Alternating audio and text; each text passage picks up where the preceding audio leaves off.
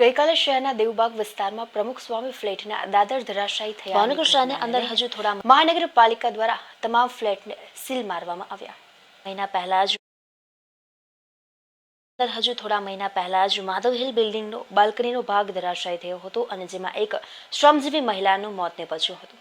તે ઘટના હજુ વિસરાઈ નથી ત્યાં દેવબાગમાં આવેલ પ્રમુખ સ્વામી ફ્લેટનો દાદરનો ભાગ ધરાશાયી થતા આ પ્રમુખ સ્વામી ફ્લેટમાં રહેતા ભાવેશભાઈ શાહ નામના વ્યક્તિનું મોત નીપજ્યું હતું. શહેરમાં આ બંને ઘટના બાદ મહાનગરપાલિકાના અધિકારીઓ કોઈ બોધ લેશે કે પછી આ રીતે જ નિર્દોષ લોકોના જીવ લેવાશે. માધવ હિલની ઘટના બાદ 5 દિવસ કાર્યવાહી કરતા હોય તેમ દેખાડો કરવામાં આવ્યો અને આજે માધવ હિલમાં રહેતા રહેવાસીઓ ફરી રહેવા લાગ્યા છે.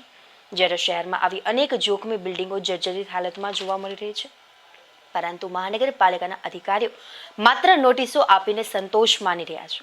જ્યારે બીજી બાજુ શહેરમાં જોઈએ તો અનેક ઇમારતો નિયમો નેવે મૂકીને બંધાઈ રહી છે. આવી ઇમારતોમાં બિલ્ડરો તો પોતાનો નફો રળીને જતા રહે છે, પરંતુ ભોગવવાનો વારો તો આ બિલ્ડિંગોમાં ફ્લેટ ખરીદનારનો આવે છે. અનેક બિલ્ડિંગો શહેરમાં કોઈ પણ સેફટીના સાધનો વગર કે પછી નિયમો અનુસાર બનતી હોય તેવું લાગી રહ્યું નથી. ત્યારે મહાનગરપાલિકા દ્વારા આવી બિલ્ડિંગોના બાંધકામને કયા નિયમ અનુસાર અને કઈ રીતે પરમિશન આપવામાં આવી રહી છે તે મહાનગરપાલિકાના અધિકારીઓ જ જાણે.